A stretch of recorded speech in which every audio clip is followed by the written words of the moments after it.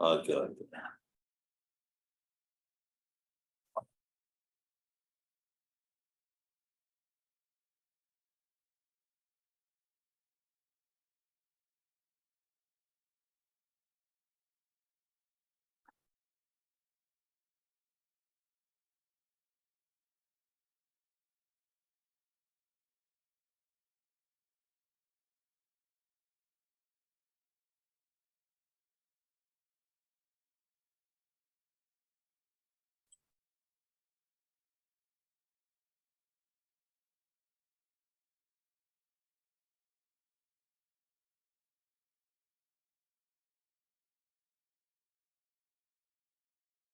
வேற சரி சரி பாருங்க ஓகே ஓகே ஓகே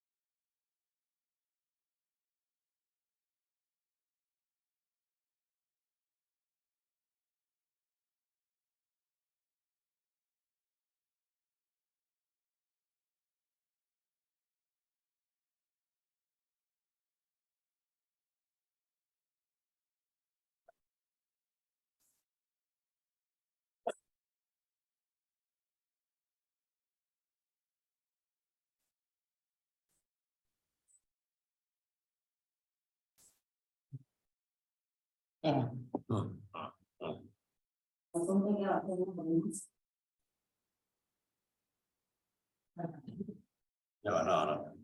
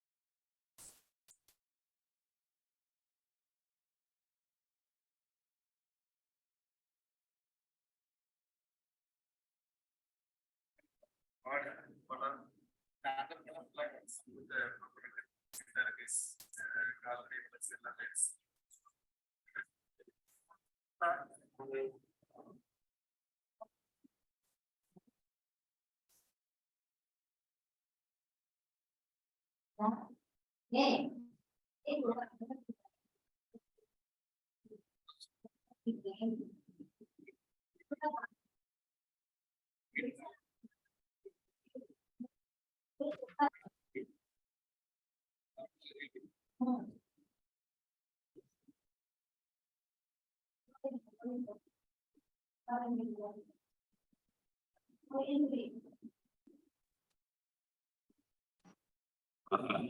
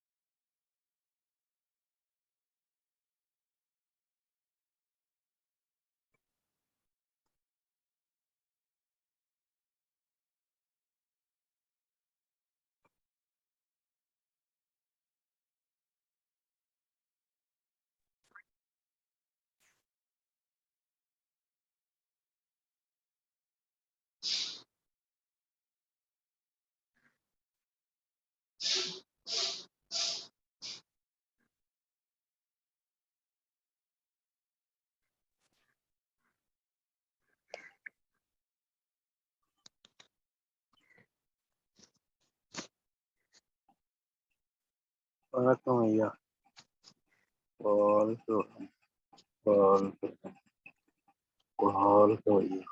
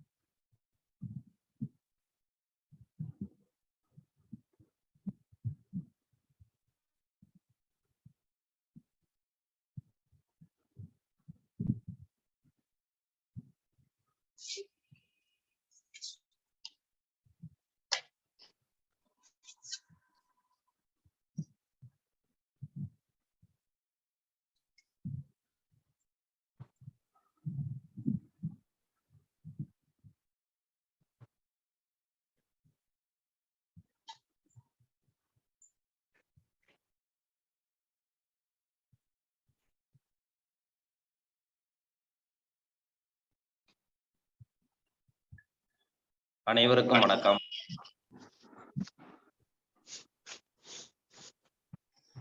எல்லாம் வல்ல இறைவன் திருவருளால் ரோட்டரி மாவட்டம் 2981 மாவட்ட ஆளுநர் ரோட்டரியின் வி செல்வநாதன் அவர்களின் சீரிய தலைமையில் Rotary club of Karaikal French city வழங்கும் காலை சக்கரம் மனிதனின் இயற்கை வாழ்வியல் முறை உன்முடல் உன்முடல். இந்த திட்டத்தை சிறப்பாக நடத்தி கொண்டிருக்கும் rotary club of Karaikal French சிட்டியின் உதவியாளர் ரோட்டரியின் ரவி அவர்களுக்கும், தலைவர் ரோட்டரி கும்பலன் அவர்களுக்கும், செயலாளர் ரோட்டரியின் ராஜ்குமார் அவர்களுக்கும் மற்றும் இன்று நம்முடன் இணைந்து பணியாற்ற காத்துக் கொண்டிருக்கும் ரோட்டரி கிளப் ஆஃப் கும்பகோணம் மாநகர் சங்கத்தின் உதவியாளர் ரொட்டேரியன் ராஜ்குமார் அவர்களுக்கும், தலைவர் ரொட்டேரியன் சம்பத் அவர்களுக்கும், செயலாளர் ரொட்டேரியன் கிருஷ்ணன் அவர்களுக்கும் மற்றும் ஆசான் கண்ணப்பனையா அவர்களுக்கும், பூங்கொடி கண்ணப்பனம்மா அவர்களுக்கும், இன்று சிறப்பு விருந்தினராக கலந்து கொண்டு சிறப்பிக்க இருக்கும் காந்தி வெங்கட்ராமன் ஐயா அவர்களுக்கும், நிகழ்ச்சி தொகுப்பாளர் ரமேஷ் மோகன் அவர்களுக்கும், நிகழ்ச்சியிலே கலந்து கொண்டு சிறப்பித்துக் கொண்டிருக்கும் அனைத்து நல்வுள்ளங்களுக்கும் இந்த காலை வேளையிலே வாழ்த்துக்களையும் வரவேற்புகளையும் தெரிவித்துக் கொண்டு நிகழ்ச்சியின் முதல் நிகழ்வாக ரோட்டரி இறை வணக்கம். ரோட்டரி இறை வணக்கம் வாசிக்க வருகிறார் rotary club of Karaikal French city சங்கத்தின் சாசன தலைவர் ரொட்டேரியன் கலியபெருமாள் அவர்கள்.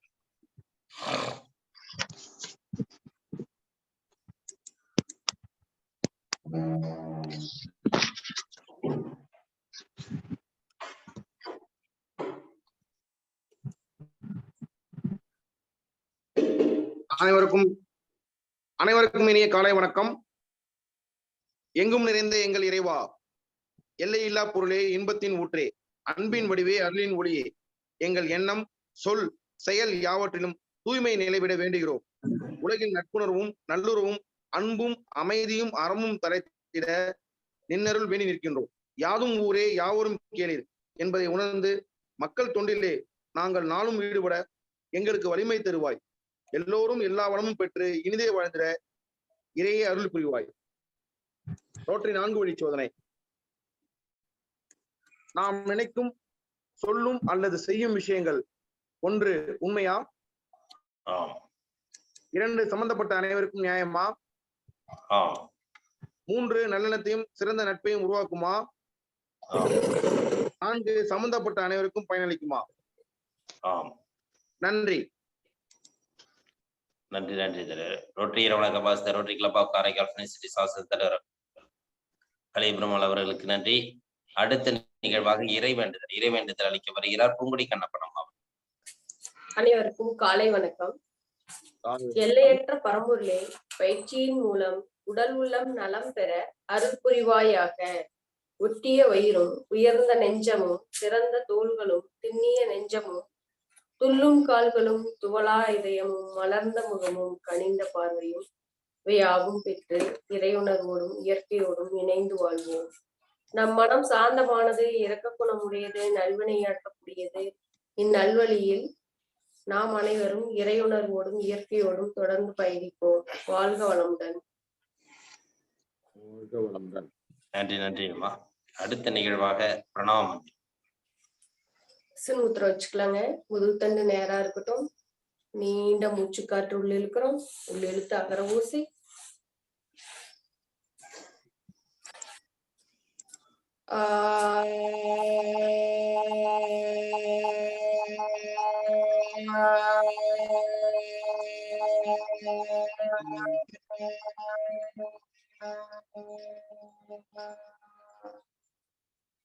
சும்மய முத்திரை. நீண்ட மூச்சுக்காற்று உள்ளிழுத்து உகர ஊசி.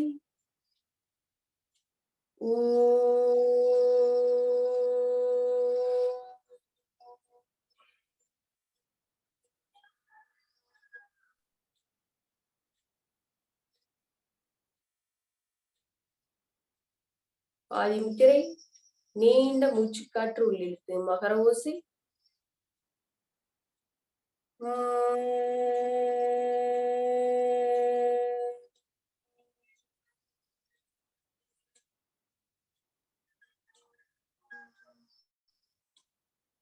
மீண்டும் சின்முத்திரை. நீண்ட மூச்சுக்காற்று உள்ளிழுத்து அகர ஊசி.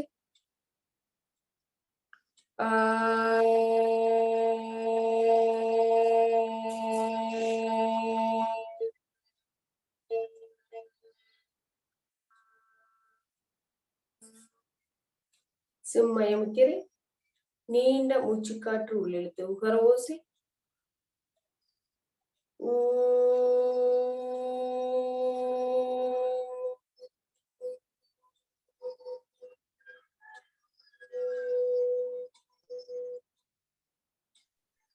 ஆதிமுத்திரையில் நீண்ட மூச்சுக்காற்று உள்ளிழுத்து மகர ஓசை.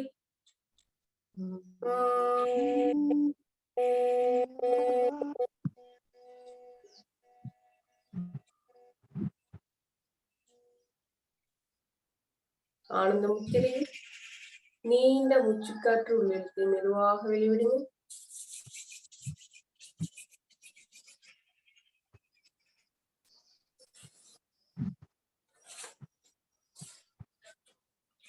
நன்றி நன்றி அம்மா.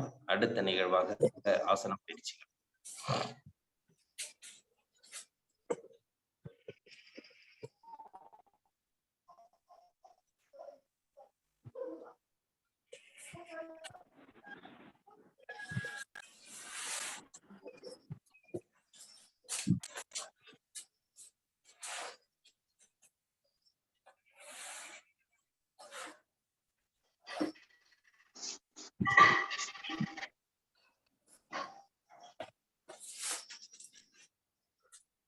அனைவருக்கும் காலை வணக்கம். அனைவரும் வஜ்ராசனத்தில் அமர்ந்துள்ளோம். இந்த வஜ்ராசனத்தில் ஒட்டகாசனம் முழு நிலையில் செல்லாமல் வயதானவர்கள் அல்லது தொடக்கத்தில் இருப்பவர்கள் இரு கைகளையும் பின்புறமாக வைத்து தலையை பின்புறமாக தொங்கவிடுகிறோம்.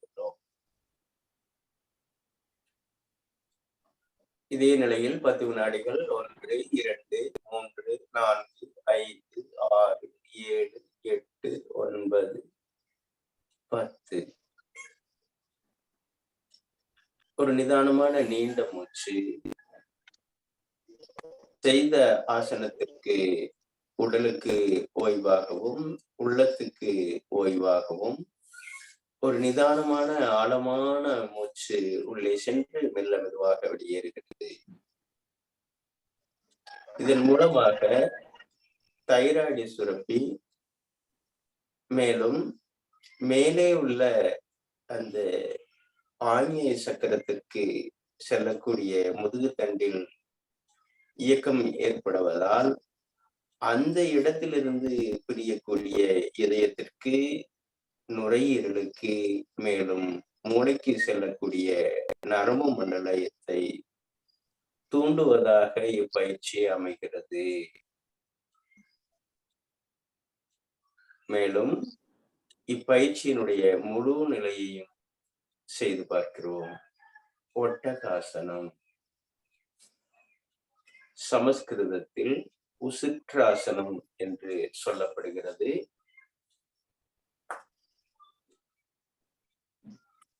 தமிழில் ஒட்டகாசனம் என்று இதற்கு பெயர் சூட்டப்பட்டுள்ளது.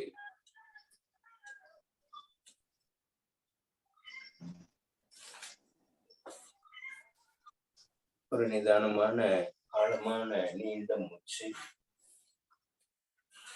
ஆழ்ந்து உள்ளிழுத்து காற்று மெல்ல மெதுவாக வெளியேறுகிறது.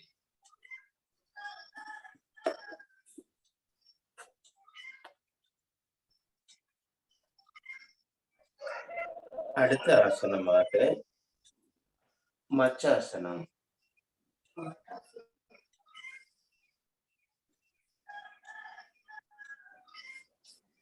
ஒட்டகாசனத்திற்கு மாற்று ஆசனமாக வயலாசனம் அமைந்துள்ளது. அதற்கு பிறகு மச்சாசனம் செய்கிறோம். இரு கைகளும் உயர்ந்து ஆழ்ந்த காற்று உள்ளே சென்று முயலாசனம் செய்து கொள்கிறோம். இச்சக்கரம் ஆஞ்ஞை சக்கரத்தை, அதாவது நெத்திப்பொட்டில் இரு புருவ மத்திக்கு இடையில் இருக்கக்கூடிய சக்கரத்தை தூண்டக்கூடிய ஆசனமாக அமைந்துள்ளது. ஒருவருக்கு மூலாதார சக்கரமும் ஆஞ்ஞை சக்கரமும் சரியாக இயங்கினால் இடைப்பட்டு இருக்கக்கூடிய சக்கரங்கள் இயக்கப்படும். சக்கரம் என்பது சுரப்பி மண்டலங்களை மையமாக கொண்டது. அந்த சுரப்பி மண்டலங்கள் சீராக இயக்குவதற்கான பயிற்சியாகும். எந்த உடல்ல பிரச்சனையா இருந்தாலும் சரிங்க, அந்தந்த பகுதிகளுக்கு முதுகுத்தண்டின் வழியாக சக்தி ஓட்டமும் இரத்த ஓட்டமும் நரம்பு மண்டலமும் சேர்ந்து இயங்குகிறது. ஆக ஒருவருக்கு அந்த முதுகுத்தண்டை சீராக வைத்தால், சக்கரங்கள் ஒழுங்காக இயங்கினால் மொத்த உடலும் சீராக இருக்கும். ஒரு கிணற்று நீரில் ஒரு சிறு கல்லை எடுத்து போட்டால் அந்த இடத்தில் மட்டும்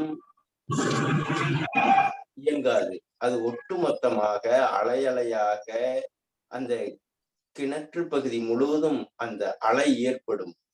அதுபோல நம்முடைய உடம்பில் முதுகுத்தண்டில் அந்த சக்கரத்தில் ஏற்படக்கூடிய மாற்றமே அலை அலையாக உடம்புக்குள் பல்வேறு இடங்களில் பல்வேறு தொந்தரவுகளாக பரிணமிக்கிறது.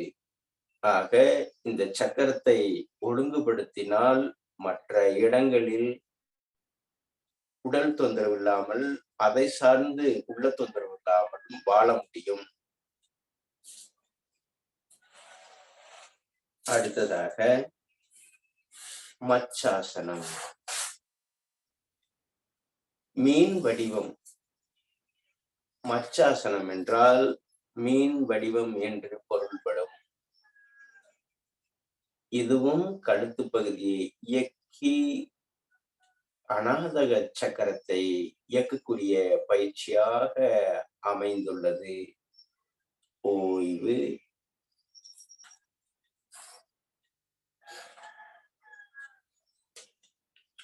நிதானமான ஆழமான மூச்சு. காற்றை உள்ளிழுக்கும் பொழுது ஒரு பலூன் எப்படி நல்ல காற்றை உள் அடைத்தால் பெரிதாகி அது காற்று வெளியேறினால் லேசாகுமோ, அதுபோல் நம்முடைய வயிற்று பகுதியை பாவனை செய்து நன்றாக காற்றை உள்ளிழுக்கும் பொழுது வயிற்று பகுதி மேலே வர வேண்டும். காற்றை வெளிவிடும் பொழுது வயிற்று பகுதி கீழே செல்ல வேண்டும்.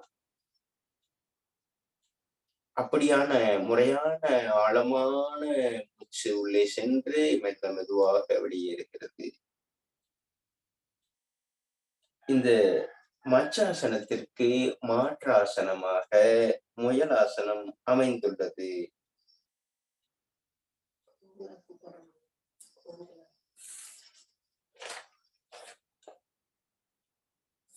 மச்சாசனத்திற்கு மாற்றாசனமாக ஊஞ்சலாசனம்.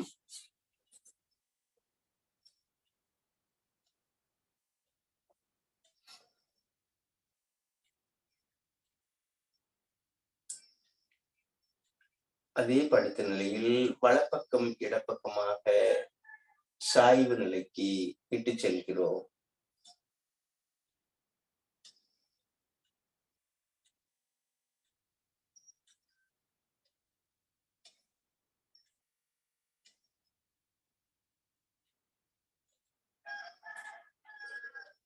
நன்றாக கால்களை இழுத்து பிடித்து நம்முடைய மூக்கு நுனி கால் முட்டியில் படுமாறு அமைத்துக் கொள்கிறோம். நன்றாக பெருங்குடல் வேலை செய்யும், முதுகுத்தண்டு சீராகும், மூலாதாரம் தூண்டப்படும். உடலில் எங்கு வலி ஏற்பட்டாலும் அந்த வலியை குறைத்து பெருங்குடலை தூய்மையாக்கி இந்த உடலை மேன்மைப்படுத்துவதற்கு இவ்வாசனம் பேருதவியாக அமைகிறது. எல்லோரும் செய்யக்கூடிய ஆசனமாகவும் அமைந்துள்ளது. சிறியவர் முதல் பெரியவர் வரை அனைவரும் செய்ய முடியும் இப்பயிற்சியை. இப்பயிற்சிக்கு முன்பாக தங்களுடைய வீடுகளில் உருளாசனமும் செய்து கொள்ளலாம். எப்படிப்பட்ட உடல் பருமனாக இருந்தாலும் சரி, உடல் தொந்தரவுகளாக இருந்தாலும் சரி, உருளாசனம் மிக மிக எளிமையானது, அவசியமானது.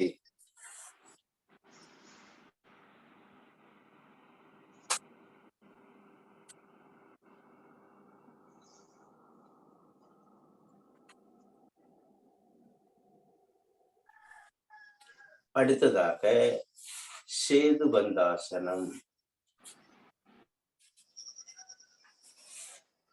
நம்முடைய மனதில் ஏதாவது கோபமோ, கவலையோ, பொறாமையோ, பதட்டமோ ஏற்பட்டால் அந்த மனதில் ஏற்படக்கூடிய மாற்றமெல்லாம் உடலில் பதியமாகும். மனதில் ஏற்படக்கூடிய மாற்றம் உடனே மூச்சை மாறுபடச் செய்யும். மிக முக்கியமாக கவனிக்க வேண்டிய விஷயம், மனதில் ஏற்படக்கூடிய மாற்றம் மூச்சில் மாற்றம் ஏற்படும். மூச்சில் மாற்றம் ஏற்பட்டால் இரத்த ஓட்டத்தில் மாற்றம் ஏற்படும். இரத்த ஓட்டத்தில் மாற்றம் ஏற்படும் பொழுது அது உறுப்புகளை சீர்நிலையிலிருந்து மாற்றமடைய வைக்கிறது. அந்த மாற்றமடைவதால் உடலில் தொந்தரவுகளாக நோய் என்று சொல்லப்படுகிறது. ஆக மாற்றம் என்பது மனதில் ஏற்பட்டு, மனதின் மூலமாக மூச்சில் மாற்றம் ஏற்பட்டு, மூச்சில் மாற்றம் ஏற்பட்டு, இரத்த ஓட்டத்தில் மாற்றம் ஏற்பட்டு, உறுப்புகளில் அது பதிகிறது. அந்த உறுப்புகளில் பதிய வைத்ததை மீண்டும் இப்பயிற்சி, மூச்சு பயிற்சி செய்யும் பொழுது அந்த இடம் மீண்டும் அது மறுநிலைக்கு கட்டமைக்கப்படுகிறது. ஆக மனதை மாற்றாமல், மனதை சீர்படுத்தாமல் ஒரு கருவியை வைத்துக்கொண்டு உறுப்புகளை படம் பிடித்து அல்லது இரத்தத்தை டெஸ்ட் செய்து கருவிகள் மூலமாக படம் எடுத்து எந்த விதமான மாற்றமும் ஏற்படுத்த முடியாது என்பதை ஆணித்தரமாக பதிய வைக்கிறோம். நிச்சயமாக மனதை சீர்படுத்தாமல் உடல் சீரடையாது. வரக்கூடிய தொந்தரவுகள் அனைத்துமே உடலின் மூலமாக மனதை பாதிப்பதில்லை. மனம் மாறுபடுவதால் உடல் மாறுபடுகிறது. ஆக இந்த அற்புதமான கண்டுபிடிப்பை நம்முடைய சித்தர்களும், யோகிகளும், ஞானிகளும் பல்லாயிரக்கணக்கான ஆண்டுகளாக இந்த பூமியில் பதிய வைத்துள்ளார்கள். அதை இன்று மறந்து நாம் ஒவ்வொரு நாளும் அந்த வன்முறை மருத்துவம் என்று சொல்லக்கூடிய நவீன மருத்துவத்திற்கு சென்று ஒவ்வொரு நாளும் நம்முடைய பொருளாதாரத்தையும் நம்முடைய நேரத்தையும் வீணடித்துக் கொண்டிருக்கிறோம் என்பதை இந்த நேரத்தில் தெரிவித்துக் கொள்கிறோம். ஆக மனதை மாற்றுவதற்கு யோக நிலைகளில் மிக முக்கிய நிலையாக ஆசன பயிற்சியும், மூச்சு பயிற்சியும், மூச்சை கவனிப்பதையும் நாம் ஒவ்வொரு நாளும் செய்து கொள்வதன் மூலமாக இந்த உடலையும் உள்ளத்தையும் உயர்த்த முடியும். இச்செய்தியை இந்த குழுவில் உள்ளவர்கள் எல்லோருக்கும் பதிய வைக்க வேண்டும். உடலில் மாற்றமல்ல, மனதில் மாற்றம். மனதில் மாற்றத்திற்கான மருத்துவ முறைகளை பின்பற்றினால் மட்டுமே அந்த நபரை மீட்டெடுக்க முடியும்.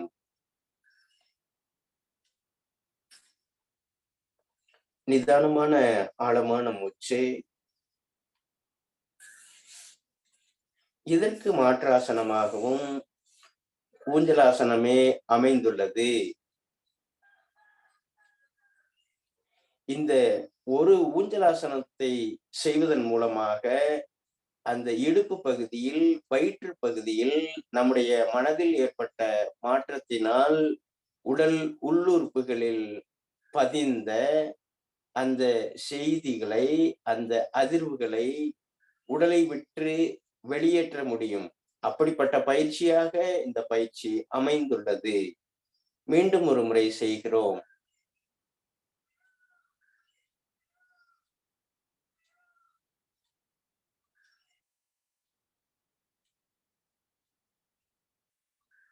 ஓய்வு.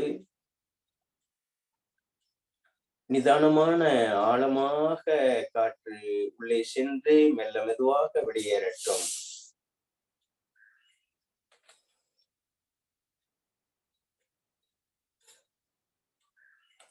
மெல்ல இடப்புறமாக புரண்டு மேலே அமர்ந்து ஒரு நிதானமான நீண்ட மூச்சு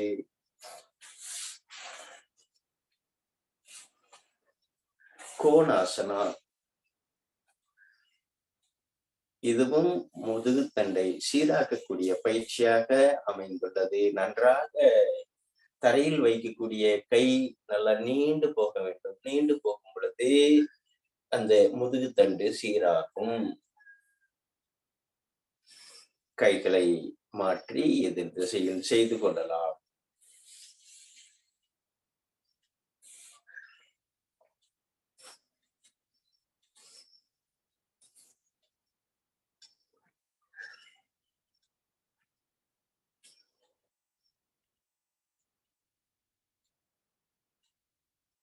ஓய்வு. அடுத்து முதுகுத்தண்டுக்கான பயிற்சி, முதுகுத்தண்டை சீராக்கக்கூடிய பயிற்சி.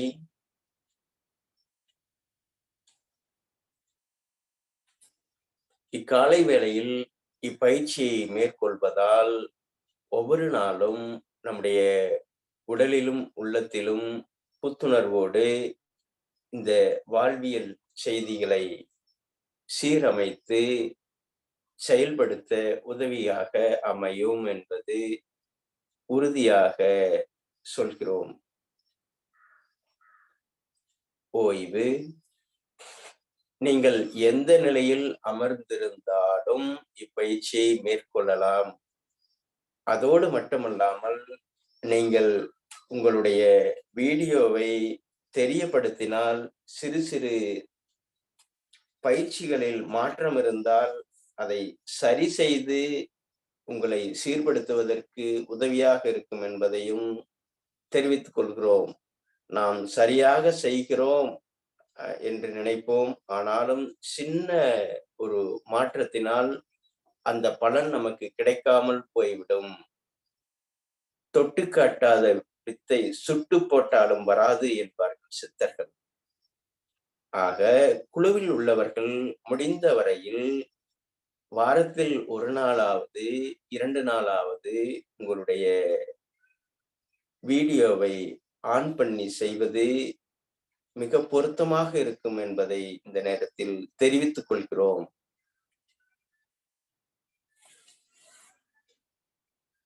ஆழ்ந்த மூச்சு, நிதானமான நீண்ட மூச்சு.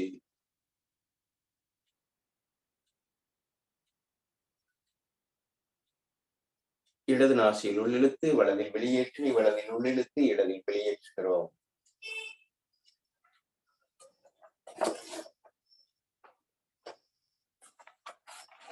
எடுக்கக்கூடிய காற்று ஆழமாகவும் நிதானமாகவும் நீண்ட காற்றாக இருக்கட்டும்.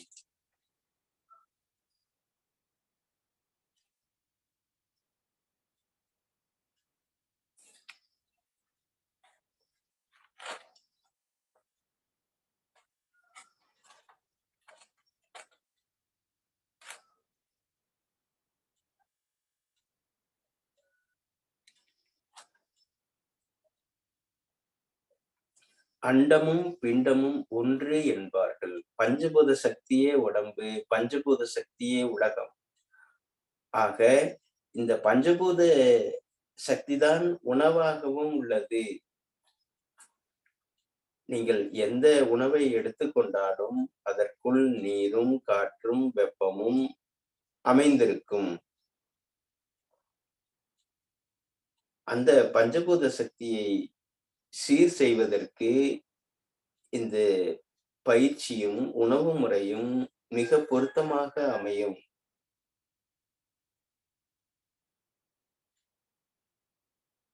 இந்த உடலில் பஞ்சபூத சக்தியே கூடுதல் குறைவு மிகினும் குறையினும் நோய் செய்யும் நூலோர் வழி முதலாக எண்ணிய 3 என்கிறார் திருவள்ளுவர். வழி முதலாக 3 என்கிறார். வெப்பம், நீர், காற்று. இந்த 3னுடைய மாற்றமே உடலில் மாற்றம் ஏற்படுகிறது. ஆக இந்த 3ஐயும் சீர் செய்து கொள்வதற்கு உணவு முறையும் பயிற்சி முறையும் மூலிகைகள் வைத்து நம்முடைய உடலையும் உள்ளத்தையும் எப்பேற்பட்ட சிக்கலாக இருந்தாலும் சரி அதை மிக எளிதில் குணப்படுத்தி கொள்ள முடியும் என்பதை நம்முடைய அனுபவத்தினுடைய உண்மையாகும். ஆக ஒவ்வொருவரும் இந்த வாத பித்த கபம் என்று சொல்லக்கூடிய நிலைகளை நாம் சீர் செய்வதன் மூலமாக நம்முடைய உடலையும் உள்ளத்தையும் சீர் செய்து கொள்ளலாம். உலகில் பல்வேறு நிலைகள் சொல்லப்படுகிறது. மனிதர்களை பிரித்து வைத்திருக்கிறார்கள். சித்தர்கள் பிரித்து வைத்தது வாத உடல், பித்த உடல், கப உடல் என்று மட்டுமே பிரிக்கிறார்கள். எந்த பாகுபாடும் மனிதர்களுக்குள் இருக்கக்கூடாது என்பதை வலியுறுத்தி அவர்கள் பயணித்திருக்கிறார்கள். அந்த பயணத்தினுடைய தொடர்ச்சியாக அதை இணைக்கும் ஒரு பாலமாக நாம் இதை செயல்படுத்தி கொண்டுள்ளோம். ஆக ஒரு உடலில் முப்பொருள் என்று சொல்லக்கூடிய வாத பித்த கபத்தை ஒழுங்குபடுத்துவதற்கு இப்பயிற்சி பேருதவியாக அமையும். வலதில் ஓடக்கூடிய காற்று வெப்பக்காற்று, இடதில் ஓடக்கூடிய காற்று குளிர்காற்று. வலது சூரிய நாடியாகவும் இடது சந்திர நாடியாகவும் நடுவில் ஓடக்கூடியது நடுநாடியாகவும் உள்ளது. ஆக வாத பித்த கபத்தை முழுமையாக சீர் செய்வதற்கு இப்பயிற்சி உதவியாக இருக்கும் என்பது உண்மையாகும். ஆக ஒவ்வொரு நாளும் விடாமுயற்சியாக இந்த சுழல்முறை பிராணாயாமத்தை செய்து நம்முடைய உடலையும் உள்ளத்தையும் உயர்த்துவோம். உலகில் உள்ள அனைத்து மானுடர்களும் உயர்ந்த நிலையை உயர வேண்டுமானால் இப்பயிற்சியை நாம் கொண்டு செல்ல நாம் தூண்டுகோலாக அமைவோம் என தெரிவித்துக் கொள்கிறோம். வாழ்க வளமுடன், வாழ்வாங்கு வாழ்க.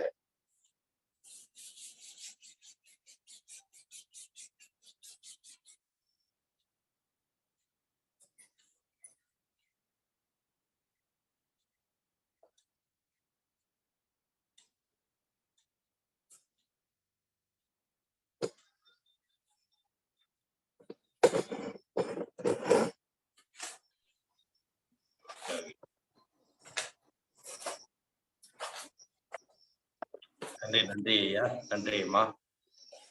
அடுத்த நிகழ்வாக ஹீலர் பாஸ்கர் ஐயாவின் தினம் ஒரு சிந்தனை ஆடியோ மூலம் கேட்க இருக்கிறோம்.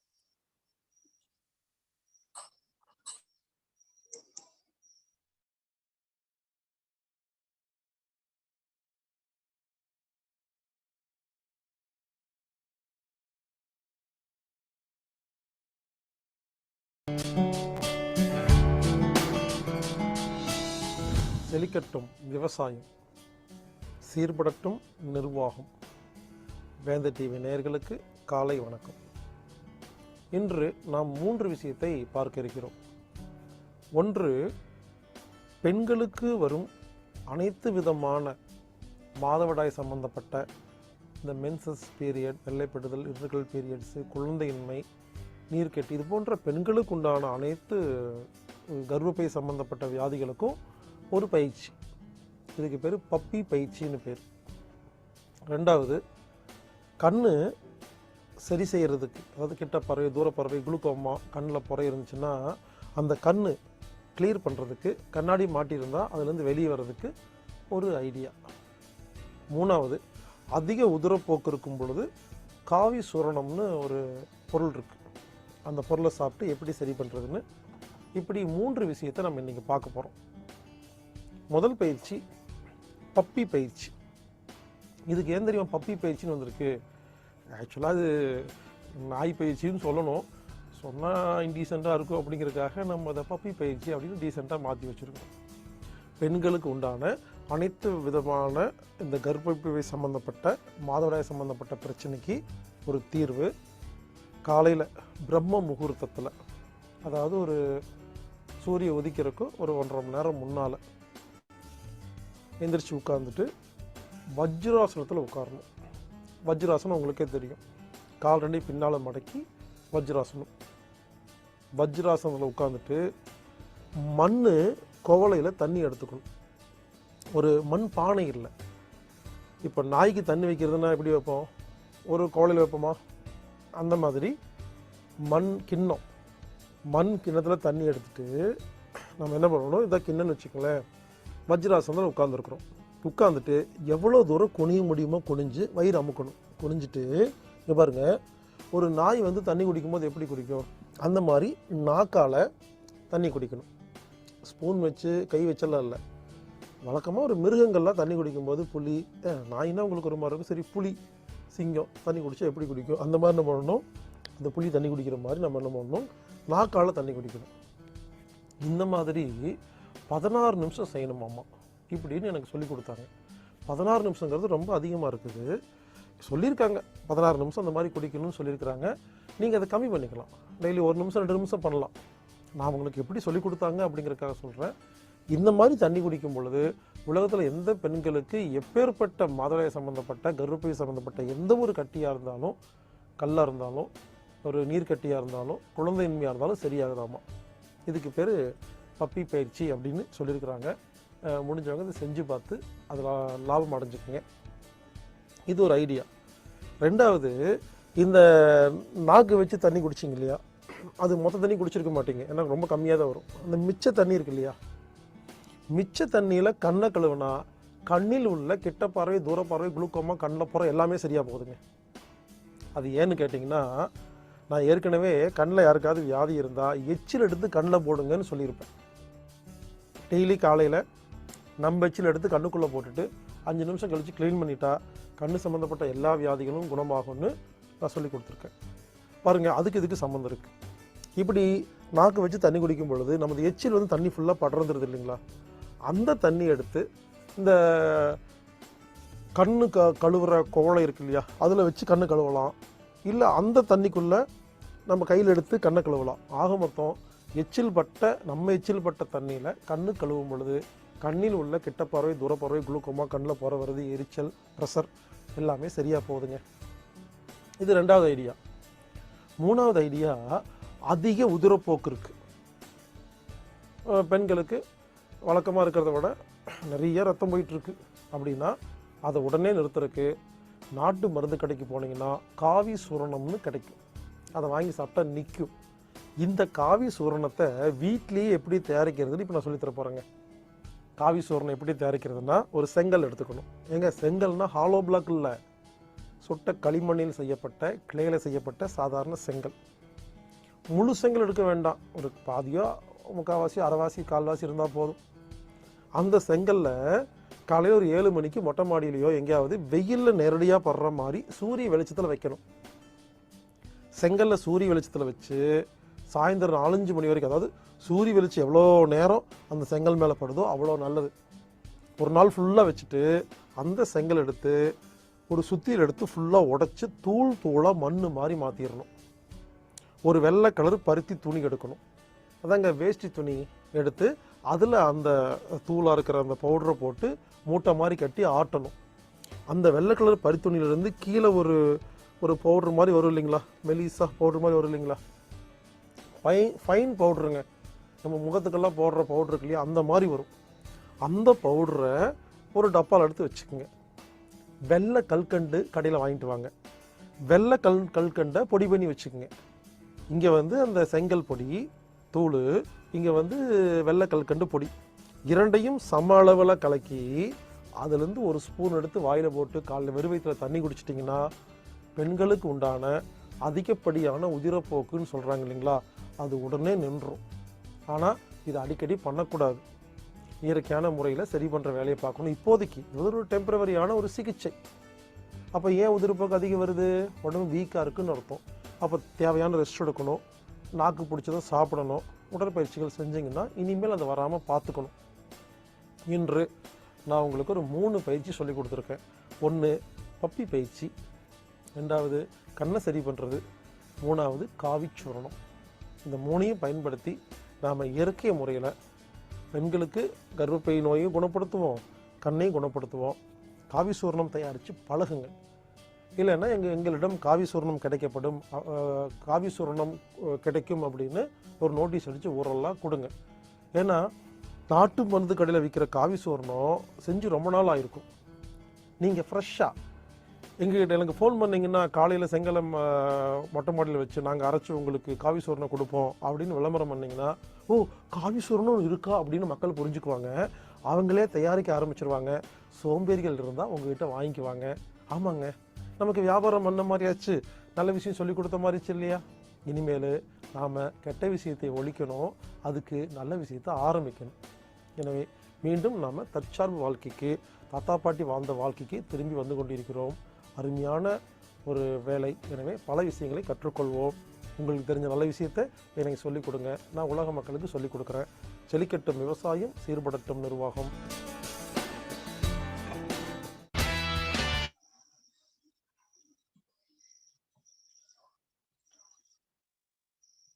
நன்றி நன்றி ஐயா. இன்று நமக்கு ஒரு நல்ல சிந்தனைகளை அளித்த ஈழர் பாஸ்கர் ஐயாவிற்கு நன்றி. அடுத்த நிகழ்வாக கடந்த வாரம் முதல் நமக்கு ரெய்கி பயிற்சி சிறப்பாக முறையில் கற்றுக்கொண்டு கொடுத்து கொண்டிருக்கும் மதுரை காந்தி வெங்கட்ராமன் ஐயா அவர்கள் இன்றும் இந்த வாரமும் நமக்கு உடலில் உள்ள, அதாவது இன்னைக்கு ரெய்கியை பார்த்தீங்கன்னாக்கா நாமும் உடலை தூய்மைப்படுத்தி உடலில் உள்ள ஆற்றல்களை பெருக்கிக் கொள்ள முடியும். அதே போல் நாம் மற்றவர்களுக்கும் சிறந்த பயிற்சியை அளிக்க முடியும். அந்த ஒரு சூழ்நிலையில் ரெய்கி பயிற்சியை பற்றி இந்த காலைச்சக்கரம் நிகழ்வில் தொடர் நிகழ்வாக நமக்கு கற்றறிவிக்க வருகிறார்கள் மதுரை காந்தி வெங்கட்ராமன் ஐயா அவர்கள். காந்தி வெங்கட்ராமன் ஐயா அவர்களை உரையாற்ற அன்புடன் அழைக்கின்றோம்.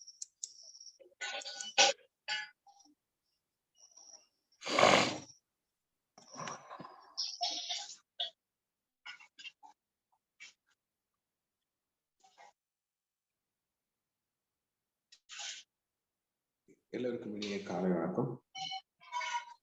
இந்த அருமையான வாய்ப்பை ஏற்படுத்துகின்ற இறைவனுக்கும் ரோட்டரி கிளப் ஆஃப் காரைக்கால் அமைப்பை சார்ந்தவர்களுக்கும், திருமுருகன் ஐயா அவர்களுக்கும், குணம்பாலன் ஐயா அவர்களுக்கும், இதில் பங்கேற்கக்கூடிய உங்கள் அனைவருக்கும் என் இனிய காலை வணக்கத்தை உறுதியாக்கி நான் இந்த வகுப்பை நான் தொடங்குவது சந்தோஷம். நம்ம போன வாரத்துல இருந்து நம்ம பிராண சிகிச்சை பற்றி நம்ம ஐயா சொன்ன மாதிரி நம்ம பிராண சிகிச்சை பற்றி நம்ம பேசிட்டு இருந்தோம். ஸோ பிராண சிகிச்சைனா என்ன, நம்முடைய உடலுக்கும் மனதுக்கும் அந்த சக்தி எப்படி செயல்படுது அப்படின்றத பற்றி பார்த்தோம். ஸோ இன்னைக்கு நம்ம இன்னும் அதுல உள்ள ஒரு அதிகப்படியான சில விளக்கங்களை நம்ம இன்றைய பயிற்சியில நம்ம பார்ப்போம். ஸோ அதுக்கு முன்னாடி ஒரு சின்னதா நம்ம ஒரு பிரார்த்தனை பண்ணிக்கலாம்.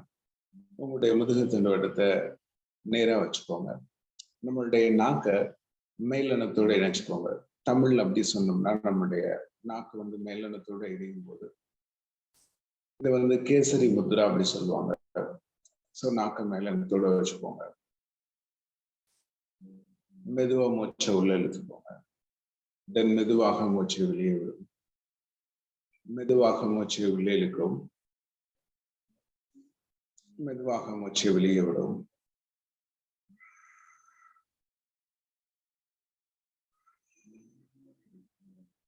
மெதுவாக மூச்சை உள்ளே இழுக்கவும்,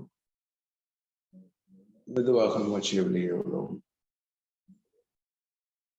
மெதுவாக மூச்சை உள்ளே விடவும், மெதுவாக மூச்சை வெளியே விடும். உங்க சுவாசம் இயல்பானதா இருக்கட்டும். இப்ப மனதுல ஒரு சின்னதா நம்ம பிரார்த்தனையோட நம்ம ஆரம்பம். நம்ம வாழ்க்கையில எது நடந்தா நமக்குள்ள ரொம்ப ஒரு சந்தோஷமான நிகழ்வு இருக்குமோ, அல்லது ரொம்ப நாள் நம்ம கடவுள்கிட்ட கேட்டுட்டு இருக்கக்கூடிய அந்த நிகழ்வு நடந்தது மாதிரி நம்ம கற்பனை பண்ணி பார்க்கணும். அது நம்முடைய உடல் ஆரோக்கியம் சம்பந்தப்பட்டதா இருக்கலாம், அல்லது நம்ம குடும்ப உறுப்பினர்கள் சம்பந்தப்பட்டதா இருக்கலாம், அல்லது நம்மளுடைய தொழில்கள் சம்பந்தப்பட்டதா இருக்கலாம், அல்லது எதிர்காலம் சம்பந்தப்பட்டதா இருக்கலாம். ஸோ நமக்குள்ள எந்த நிகழ்வு தாண்டி நம்ம ரொம்ப நாள் கடவுள்கிட்ட நம்ம அந்த நிகழ்வு நடந்தது மாதிரி அந்த தன்மையோடு நம்ம அந்த அந்த நிகழ்வு நம்ம நடந்தது மாதிரி அந்த அனுபவத்தோட நமக்குள்ள அந்த பிரார்த்தனை பண்ணிக்கலாம். நமக்குள்ள இருக்கக்கூடிய அந்த சந்தோஷம், அந்த அனுபவத்தை கற்பனை பண்ணி பாருங்க. எல்லாம் இல்ல இறைவனுக்கும் அனைத்து மத தெய்வங்களுக்கும் அனைத்து மத குருமார்களுக்கும் அனைத்து மத ஆன்மீக சான்றோர்களுக்கும் ஒளி பொருந்திய தேவதைகளுக்கும் உதவி செய்யக்கூடிய தேவதைகளுக்கும் எங்கள் ஆத்மாவிற்கும் மேலான நன்றிகள். உங்களது விலை மதிக்க முடியாத ஆசைகளுக்கு நன்றி, விலை மதிக்க முடியாத போதனைகளுக்கு நன்றி, விலை மதிக்க முடியாத தெய்வீக பாதுகாப்பிற்கு மிக மிக நன்றி. இந்த போதனைகளை எங்களுக்குள் மிக எளிதாக புரிய வைத்து வைக்கும், அதை எங்கள் வாழ்வில் பயன்படுத்த மிக மிக நன்றி. நன்றி, முழு நம்பிக்கையுடன். நன்றி, முழு நம்பிக்கையுடன். நன்றி, முழு நம்பிக்கையுடன். ஒரு புன்சிரிப்போட நம்ம கண்ணில் வணக்கம். குட். நம்ம கடந்த வாரம் ஒளி உடல் பத்தி பார்த்தோம். நம்ம அந்த ஒளி உடல்னு சொல்லக்கூடியது நம்ம பிராணசக்தின்னு சொல்றோம். அந்த பிராணசக்தி நம்ம 3 மூலகங்கள்ல இருந்து வாங்குறோம் அப்படின்னு பார்த்தோம். நம்ம சூரியன்ல இருந்து நம்ம பிராணசக்தி இந்த உடல் கிடைக்குது. தென் காற்றில் இருந்து இந்த பிராணசக்தி இந்த உடல் கிடைக்குது. அதை தாண்டி இந்த நிலத்திலிருந்து இந்த பிராணசக்தி இந்த உடல் கிடைக்குது. அப்ப இந்த 3 மூலகங்களிலிருந்து அப்சர்வ் பண்ணக்கூடிய இந்த பிராணசக்தியும் நம்ம பயன்படுத்தக்கூடிய அந்த உணவுப் பொருட்கள்ல இருந்து பயன்படுத்தக்கூடிய அந்த பிராணசக்தி இந்த உடல் இந்த உடலுக்குள்ளேயும் அது சேர்த்து வைக்குது. இந்த உடலுக்கு வெளியேயும் அது சூழ்ந்து இருக்கு. இதுதான் நம்ம ஒளி உடல் அப்படின்னு பார்த்தோம்.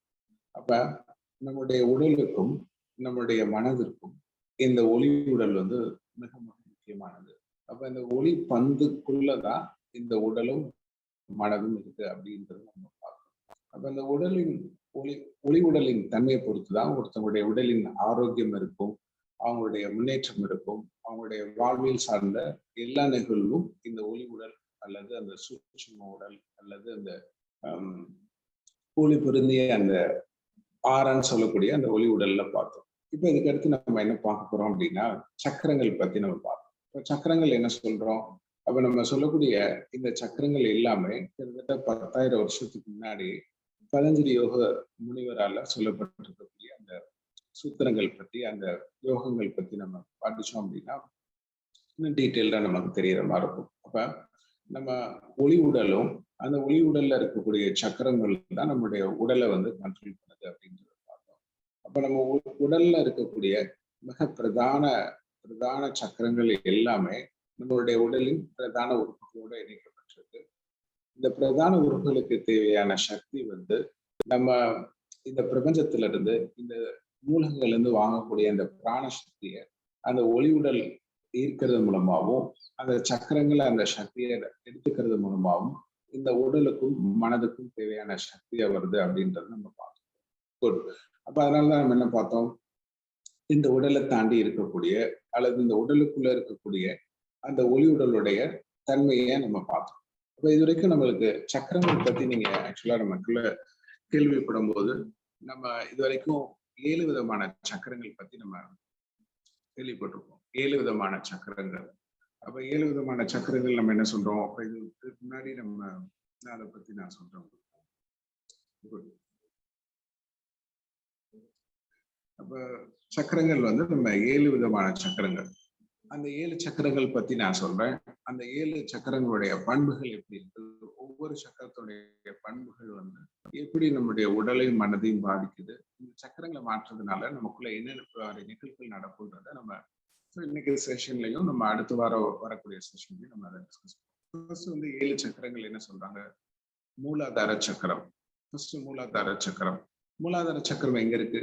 நம்முடைய முதுகுத்தண்டின் அடிப்பகுதியில இருக்கு மூலாதார சக்கரம். ஸோ அந்த இங்கிலீஷ்ல சொல்றதா இருந்தா அதை பேசிக் சக்கரா அப்படின்னு சொல்லுவாங்க.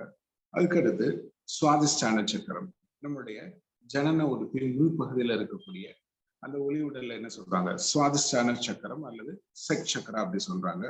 தென் நம்மளுடைய நாபியின் மையப்பகுதியில, நம்மளுடைய தொப்பியின் மையப்பகுதியில என்ன இருக்கு அப்படின்னா மணிப்புரகம் அல்லது நாபி சக்கரம் அப்படி சொல்லுவாங்க. மணிப்புரகம் அல்லது நாபி சக்கரம். தென் நம்முடைய அந்த நெஞ்சு குழி இருக்கு பாத்தீங்கன்னா, நம்மளுடைய ரிப்கேஜ் இருக்கக்கூடிய அந்த நெஞ்சு குழியில என்ன சொல்றாங்க அப்படின்னா, நமக்குள்ள அதை என்ன சொல்றாங்க, அநாதகம் அல்லது சோலார் பிளக்ஸஸ் சக்கரா அப்படி சொல்லுவாங்க. அநாதகம் அல்லது சோலார் பிளக்ஸ் சக்கரா சொல்லுவாங்க. தென் அதுக்கடுத்து நம்முடைய ஹார்ட் சக்கரா அநாதகம் சொல்லுவாங்க. தென் அதுக்கப்புறம் என்னது, நம்முடைய தொண்டை சக்கரம், நம்முடைய தொண்டை பகுதியில இருக்கக்கூடியது விசுத்தி அல்லது தென் நம்முடைய த்ரோட் சக்கரா அப்படி சொல்லுவாங்க. நம்ம புருவ மத்தியில உள்ளதை ஆகினை சக்கரம் அல்லது ஆஜ்னா சக்கரம் சொல்லுவாங்க. தென் மேல இருக்கக்கூடிய, நம்ம தலைக்கு மேல இருக்கக்கூடிய அந்த சக்கரத்தை தூரியம் சக்கரம் அல்லது சகஸ்கார சக்கரம் அல்லது கிரௌன் சக்கரா சொல்லுவாங்க. குட்.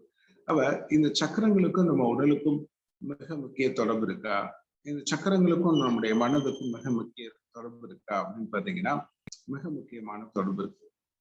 அப்ப இந்த சக்கரங்கள் என்ன சொல்றாங்க அப்படின்னா, கிட்டத்தட்ட ஒரு சுழலும் சக்தி மையங்கள் மாதிரி சொல்றாங்க. சுழலும் சக்தி மையங்கள் என்னது, இந்த சக்கரங்கள் ஒவ்வொன்றும் தன்னுடைய இயல்பான இயக்கத்துல இருந்து ஒரு சுழற்சி முறையிலாவது முன்னும் பின்னுமா இயங்கிட்டே இருக்கிற மாதிரி இருக்கும். முன்னும் பின்னுமா இயங்கிட்டே இருக்கும்போது, அந்த முன்னும் பின்னும் இயங்கும் போது மட்டும்தான் இந்த சுற்றுப்புறத்துல இருக்கக்கூடிய பிராண சக்தி அது முழுமையா கிடைக்குது.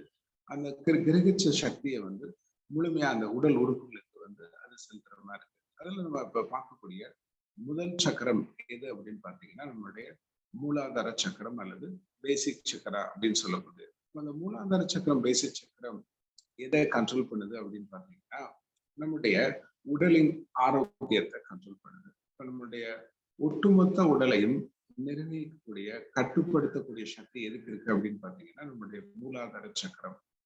அப்போ தங்களுடைய மூலாதார சக்கரம் எந்த அளவுக்கு பலமா இருக்கோ, எந்த அளவுக்கு அது ஆரோக்கியமா இருக்கோ, எந்த அளவுக்கு அது பிராணசக்தியை தக்க வைக்குதோ, அதுக்கேற்ற மாதிரிதான் அவங்களுடைய உடலின் செயல்பாடுகள் இருக்கும் அப்படின்னு சொல்றாங்க. அப்போ ஒருத்தவங்களுக்கு உடல் சம்பந்தமான மிக முக்கியமாக அவங்களுடைய தசை சார்ந்த நோய்கள் இருந்துச்சு, அவங்களுடைய எலும்பு சார்ந்த நோய்கள் இருந்துச்சு, அவங்களுடைய இரத்த உற்பத்தியில அந்த குறைபாடு இருந்துச்சுன்னா கண்டிப்பாக அவங்களுடைய மூலாதார சக்கரம் சரியான இயக்கத்துல இருக்காது.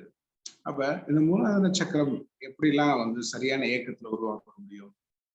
அப்ப நம்மளுடைய தினந்தோறும் நம்மளுடைய உடலின் அந்த அசைவுகளை பொறுத்துதான் இந்த மூலாதார சக்கரத்தோட இயக்கம் மிக இயல்பாவே அதிகமா இருக்கும்.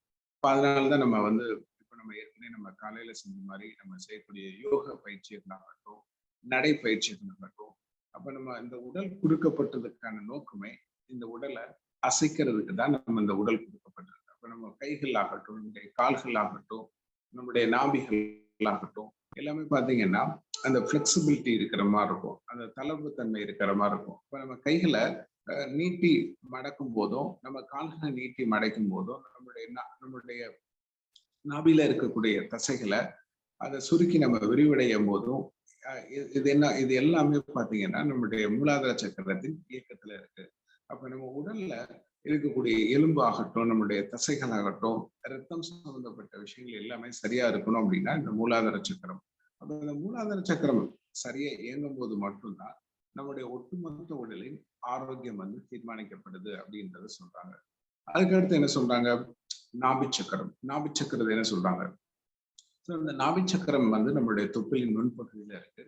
இந்த நாபிச்சக்கரம் சரியா இயங்கும் போது மட்டும்தான் நம்ம சாப்பிடக்கூடிய அந்த உணவு செரிமானம் ஆகிறதுக்கான சக்தியை கொடுக்குதுன்னு சொல்றாங்க. இப்ப நம்மளுடைய சிறுகுடல் பெருங்குடல இந்த நாபிச்சக்கரம் கண்ட்ரோல் பண்ணுது.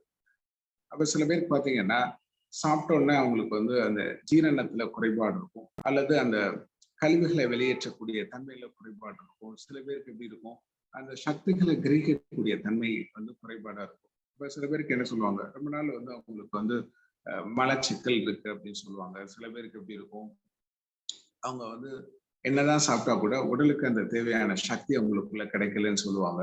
சில பேருக்கு அந்த செரிமான சக்தியில வந்து குறைபாடு இருக்கு அப்படின்னு சொல்லுவாங்க. அப்ப இவங்களுக்கு எல்லாம் எப்படி இருக்கும், அந்த நாபி சக்கரம், அந்த நாபி சக்கரமனுடைய பயன்பாடு வந்து பயன்பாடு மிக இயல்பா கம்மியா இருக்கும்போது அவங்களுக்கு என்ன இருக்கும், மிக இயல்பாவே பாத்தீங்கன்னா அவங்களுடைய செரிமான சக்தி வந்து குறைபாடு இருக்கிற மாதிரி இருக்கும்.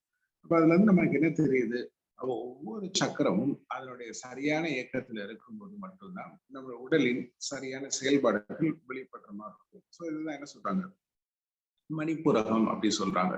அதுக்கு அடுத்து நம்முடைய சுவாதிஷ்டானம். சுவாதிஷ்டானம் வந்து நம்முடைய ஜனன உறுப்பின் மைய பகுதியில இருக்கு. அப்ப நம்முடைய ஜனன உறுப்புகள் சரியான இயக்கத்துல இருக்கணும். அப்ப சில பேர் பார்த்தீங்கன்னா வந்து மலட்டுத்தன்மை வரக்கூடிய காரணங்களாகட்டும், அதுக்கப்புறம் அந்த யூரினரி ட்ராக் இன்ஃபெக்ஷன் சொல்லுவாங்க, அந்த சிறுநீரக வர பாதைகள்ல இருக்கக்கூடிய தொற்றுகள் சம்பந்தப்பட்டது, தென் அவங்களுடைய சிறுநீரக பைகள்ல வந்து ஏதாச்சும் ஒரு குறைபாடுகள் இருக்குது.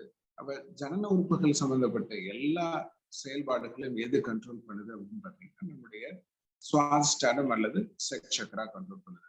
நம்முடைய மூலாதார சக்கரம் நம்முடைய தசை மண்டலத்தை கண்ட்ரோல் பண்ணுது.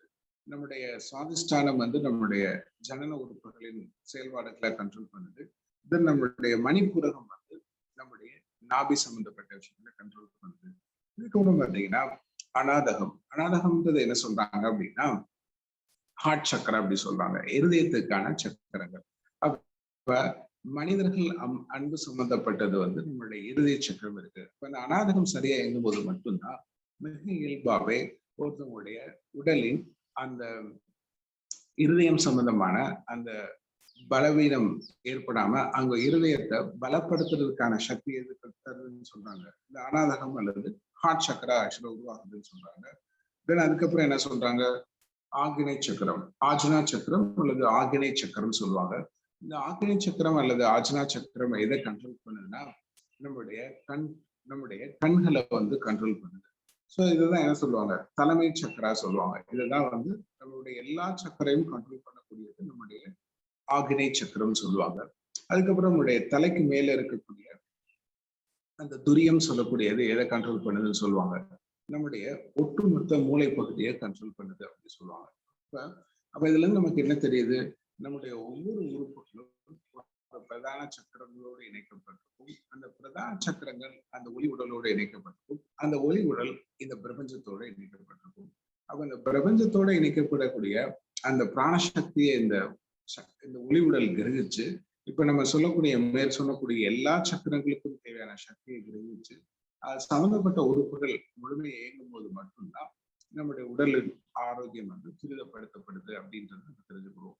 பட் இதுல இருந்து அடிஷனலா நமக்கு என்ன தெரியுது, அப்ப இது வரைக்கும் கிட்டத்தட்ட எத்தனையோ ஆயிரம் வருஷங்களா இந்த 7 சக்கரங்கள் தான் இந்த ஒளி உடல்ல இருக்குன்ற விஷயத்தை தாண்டி இன்னும் சில சக்கரங்கள் 4 சக்கரங்களை அடிஷனலா பிராணிகளில வந்து பிராண சிகிச்சையில வந்து கிராண்ட் மாஸ்டர் ஜோவான் போக்ஸ்லி அவங்க வந்து இன்ட்ரடியூஸ் பண்றாங்க.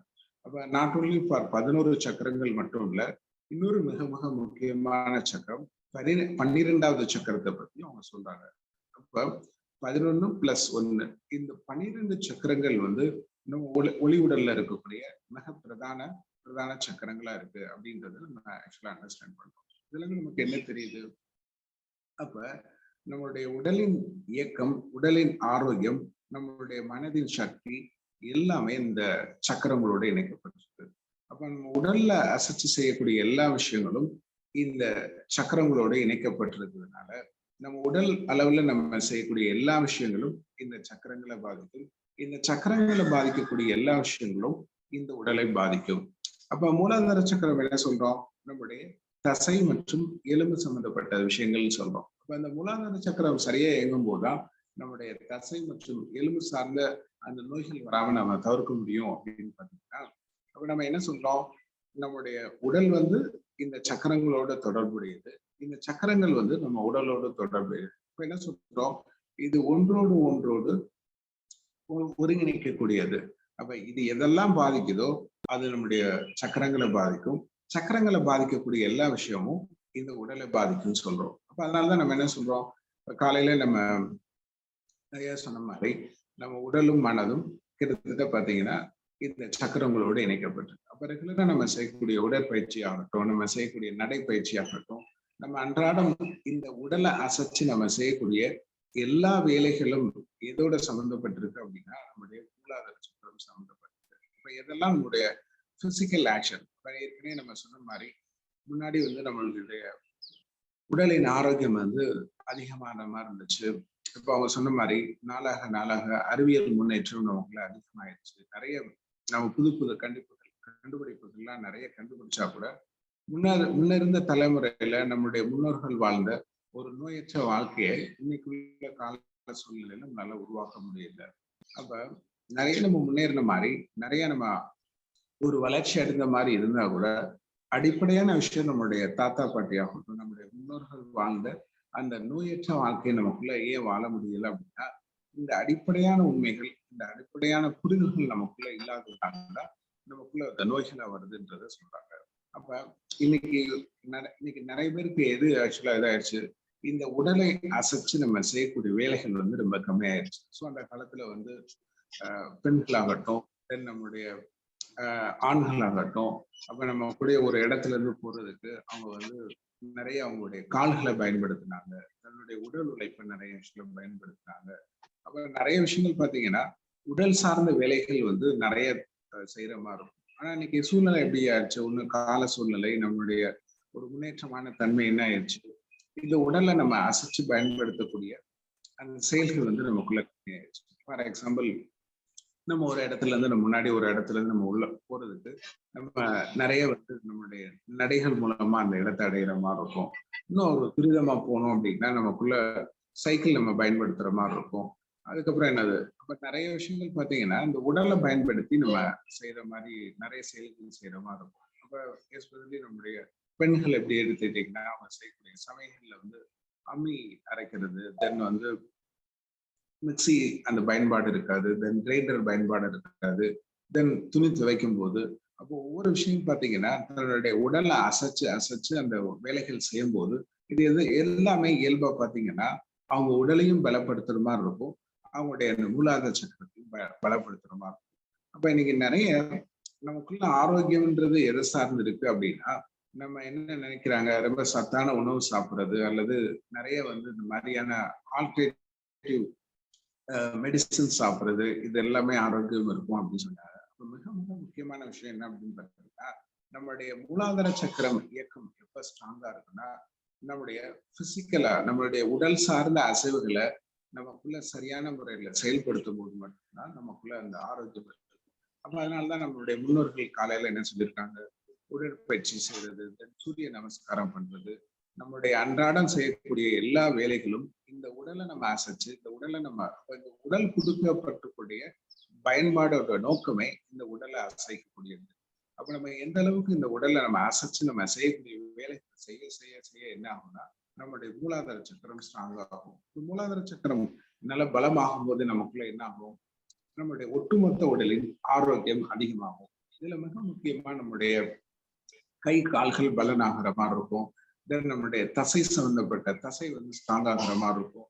அதை தாண்டி நம்முடைய உடலில் இருக்கக்கூடிய ஒட்டுமொத்த அந்த இரத்த சுற்றோட்டு மண்டலம் ஸ்ட்ராங் ஆகிற மாதிரி இருக்கும். அப்ப நம்மளுடைய மூலாதார சக்கரம் யாருக்கெல்லாம் ரொம்ப ஸ்ட்ராங்கா இருக்கும் போது அவங்க எப்படி இருப்பாங்க, பிசிக்கலா நல்லா ஃபிட் ஆகுற மாதிரி இருக்கும். இப்ப சில பேருக்கு என்ன ஆகும், ஒரு கொஞ்ச தூரம் நடந்தாலே உடல் சோர்வா இருக்கிறது, தென் அந்த கை காலில் அந்த வலி வரக்கூடியது. அவங்க என்ன நினைப்பாங்க, நம்ம நடக்கிறதுனால அந்த வலி வருது, நம்ம அந்த தூரம் நம்ம ஒரு ரொம்ப ஈஸியா செய்ய வேண்டிய வேலைகள் இல்லாம ரொம்ப கடினமா செய்யறதுனால நமக்கு இந்த வலி வருதுன்னு நினைப்பாங்க.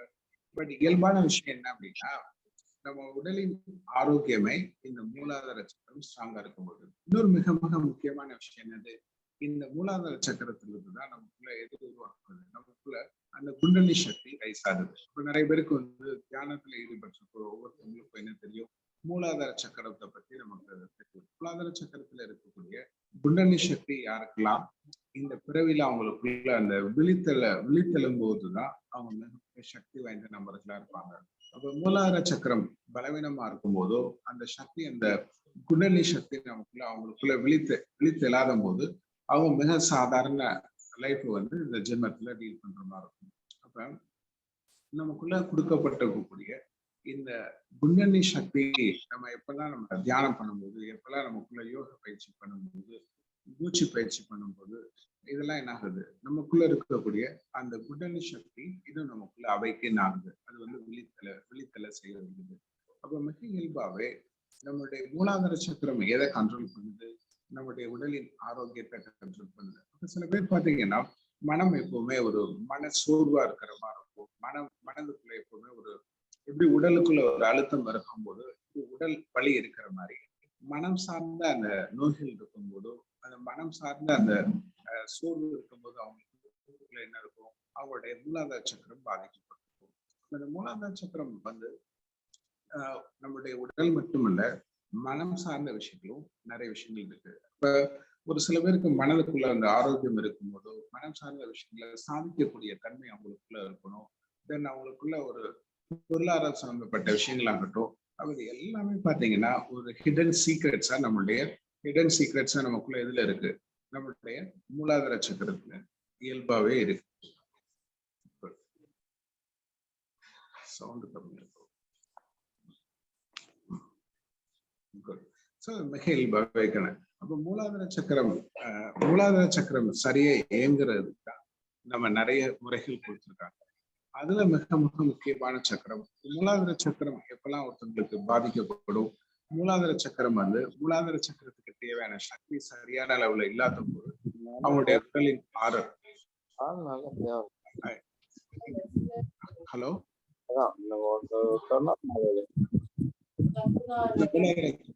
இயக்கம் வந்து பாதிக்கிறதுக்கான வாய்ப்பு இருக்கு. அப்ப பணிகள நம்ம என்ன சொல்றோம், பிராண சிகிச்சையில அந்த மூலாதார சக்கரம் சரியா இயங்கணும் அப்படின்னா, அந்த மூலாதார சக்கரத்துடைய இயக்கம் சரியா இயங்கணும்னா அதுல அசுத்தங்கள் இருக்கு, அல்லது அதுல வந்து எதிர்மறை எண்ணங்களுக்கான சக்தி இருந்துச்சுன்னா அந்த மூலாதார சக்கரம் சரியா இயங்காது அப்படின்றது நம்ம சொல்றோம்.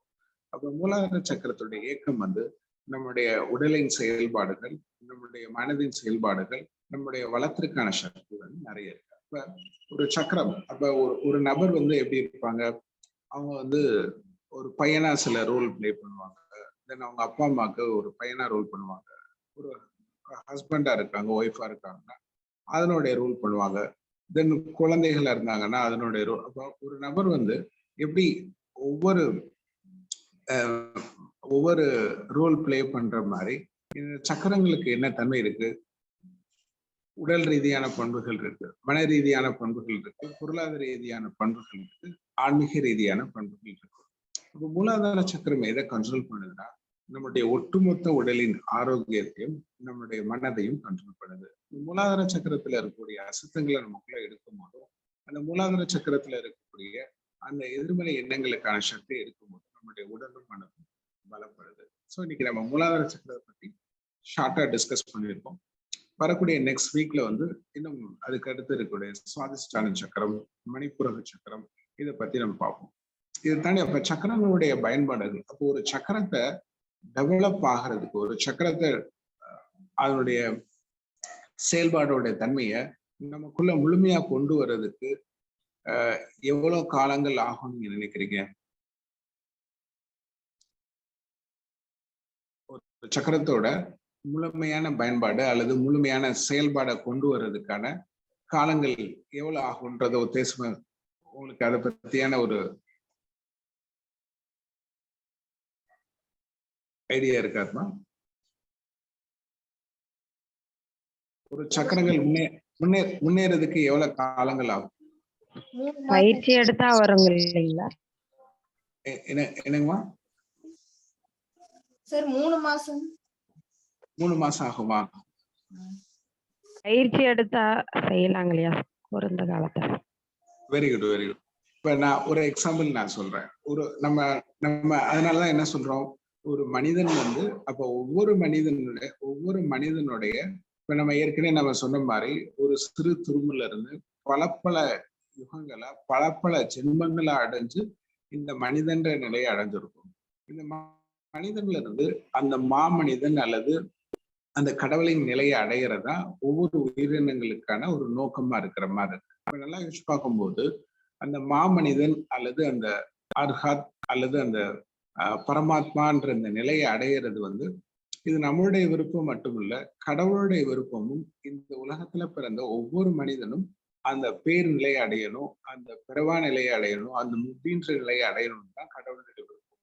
ஆனா அந்த நிலையை அடையிறதுக்கு எப்படி நம்ம ஒரு சிறு இந்த இவங்க திருவாசகம் பாட்டுல இருந்து வரும் பாத்தீங்களா, புல்லாகி புழுவாகி மண்ணாகி அந்த மாதிரி பல யுகங்கள் ஆகிதான் இந்த மனிதன்ற நிலையை அடைஞ்சிருப்போம். இந்த மனிதன்ல இருந்து அந்த நிலையை, அந்த பிறவா நிலை அல்லது முக்தின்ற நிலையை அடையிறதுக்கு பல ஜென்மங்கள் ஆகும்ன்றது மிக இயல்பான விஷயம். ஆனா நம்மளுடைய முயற்சி நமக்குள்ள அதை பயிற்சி பண்ணும்போது அதை சில பல பிறவிகளை நமக்குள்ள அடைய முடியும். அப்ப அந்த பிறவிகளுடைய அந்த தன்மையை நமக்குள்ள அடையிறதுக்கும் இந்த பிறவா நிலையை நமக்குள்ள குறைக்கிறதுக்கு தான் இந்த நம்மளுடைய இந்த யோக பயிற்சி நமக்குள்ள செய்யுது. அப்ப நம்மளுடைய ஒளிவுடல் சக்கரங்கள் எந்த அளவுக்கு நமக்குள்ள தூய்மையா இருக்கும் போதும், எந்த அளவுக்கு அதுக்குள்ள சக்தி இருக்கும் போதும், நமக்குள்ள இருக்கக்கூடிய ஆத்மா சக்தியோட அளவு அதிகமாகும் போது அந்த முன்னேற்றம் ரொம்ப ஈஸியா நமக்குள்ள வருதுன்றத சொல்றாங்க. அப்ப நல்லா யூஸ் பார்க்கும்போது நான் ஒரே ஒரு சக்கரத்தை மட்டும் நான் சொல்றேன். இதுக்கு அடுத்து வரக்கூடிய காலங்கள்ல நான் சொல்றேன். இப்ப உதாரணமா நீங்க லார்ட் ஜீசஸ் நீங்க எடுத்துக்கிட்டீங்கன்னா தெரியும். ஜீசஸ் பத்தி நீங்க கேட்டீங்கன்னா தெரியும். இல்லாட்டி லார்ட் ஹனுமன் பத்தி நீங்க பாத்தீங்கன்னா தெரியும். ஹனுமன் ஆகட்டும், ஜீசஸ் ஆகட்டும், நீங்க பாத்தீங்கன்னா அவங்களுடைய செஸ்ட்ல இந்த பக்கம் என்ன போட்டிருப்பாங்க, ஹார்ட் போட்டிருப்பாங்க.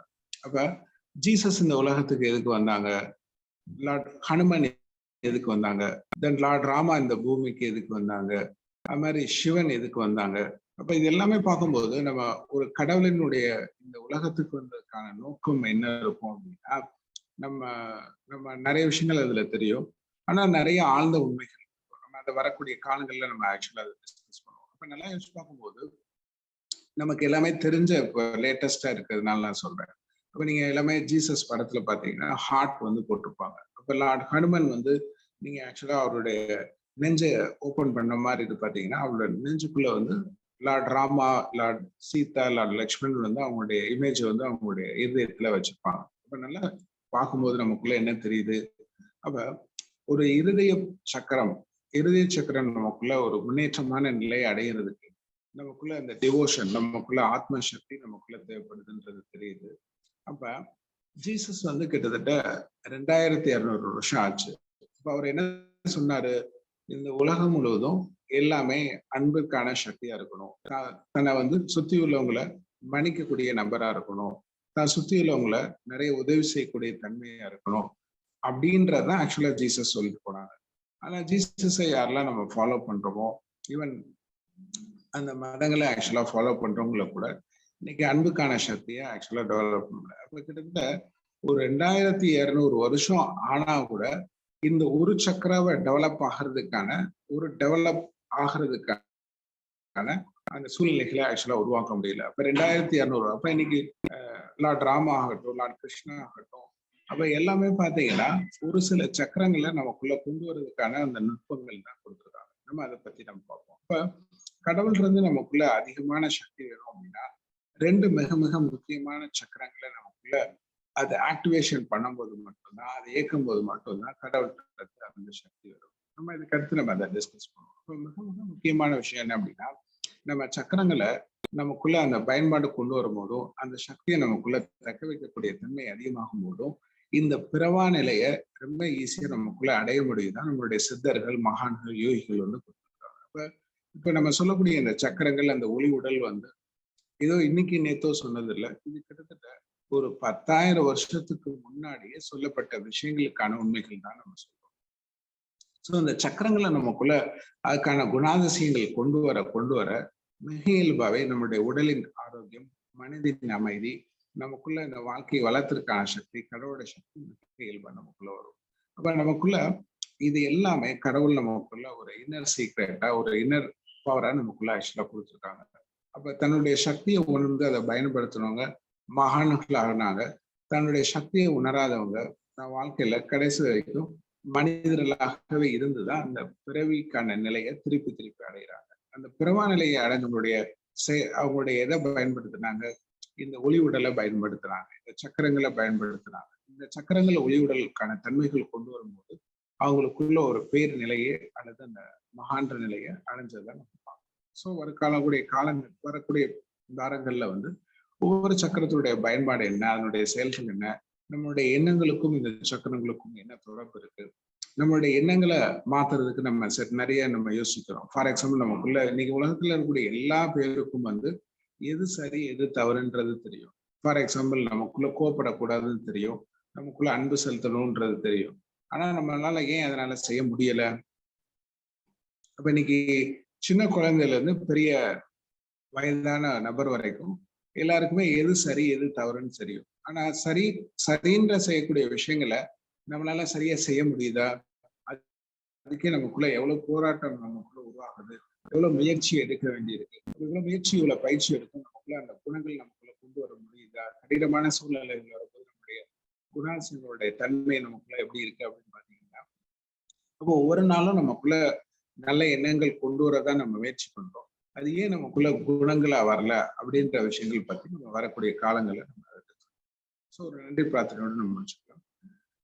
எல்லாமல்ல இறைவனுக்கும், அனைத்து மத தெய்வங்களுக்கும், அனைத்து மத குருமார்களுக்கும், அனைத்து மத ஆன்மீக சான்றோர்களுக்கும், ஒளிபொருந்திய தேவதைகளுக்கும், கண்ணுக்கு தெரியாத தேவதைகளுக்கும், எங்கள் ஆத்மாவிற்கும் உங்களது மேலான நன்றிகள். உங்களது விலைமதிக்க முடியாத போதனைகளுக்கு நன்றி, விலைமதிக்க முடியாத ஆசைகளுக்கு நன்றி, விலைமதிக்க முடியாத தெய்வீக போதனைகள். முதல் ஸ்கூலுக்கு போகும்போது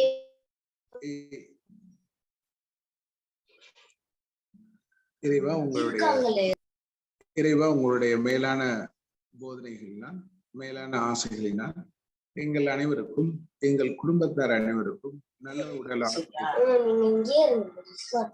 ஆரோக்கியாலும் மற்றும் அனைத்து வளங்களினாலும் ஆன்மீக முன்னேற்றத்தாலும் எங்களை அனைவரையும் ஆசிர்வதிக்க நன்றி. எனக்கும் எங்கள் குடும்பத்தார் அனைவருக்கும் எல்லா வளங்களினாலும், எல்லா நலங்களினாலும், எல்லா நன்மைகளினாலும் ஆசிர்வதிக்க நன்றி. உங்களது விலை மதிக்க முடியாத தெய்வீக பாதுகாப்பிற்கு நன்றி, தெய்வீக வழிகாடுதலுக்கு நன்றி, தெய்வீக குணமில்லைக்கும் சக்திக்கு மிக மிக நன்றி. எங்கள் அனைவரையும் வெற்றி, வளமை, சந்தோஷம் மற்றும் எல்லா நல்ல நிகழ்வுகளினாலும் ஆசிர்வதிக்க நன்றி. எங்கள் தொழில்களை ஆசிர்வதிக்க நன்றி, எங்கள் உறவுகளை ஆசிர்வதிக்க நன்றி, எங்களுடைய எல்லா வளங்களை கொடுத்தமைக்கும் மிக மிக நன்றி. நன்றி மிகுந்த நம்பிக்கை, நன்றி மிகுந்த நம்பிக்கையுடன், நன்றி மிகுந்த நம்பிக்கை. இந்த அரிய வாய்ப்பை கொடுத்த இறைவனுக்கும் மற்றும்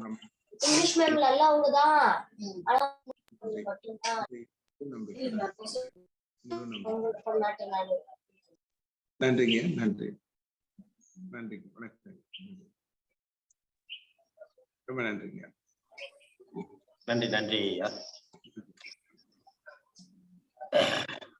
நல்ல ஒரு தகவலை அருமையான ஒரு விளக்கத்துடன் நமக்கு அளித்த, அதாவது நாம் உடற்பயிற்சி, ஆசன பயிற்சி, மற்ற எந்த நிலை பயிற்சிகளை நாம் எடுத்துக்கொண்டாலும் அது மற்றவரால் நமக்கு ஒரு கற்றறிவிக்கப்படும் ஒரு பயிற்சி முறைகளால் தான் இருக்கும்.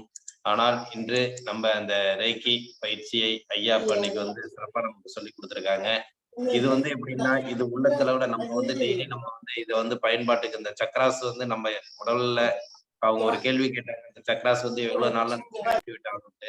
அது ஒவ்வொருத்தவங்களோட மனநிலை, உடல்நிலை, அவங்க செய்யற அந்த பயிற்சி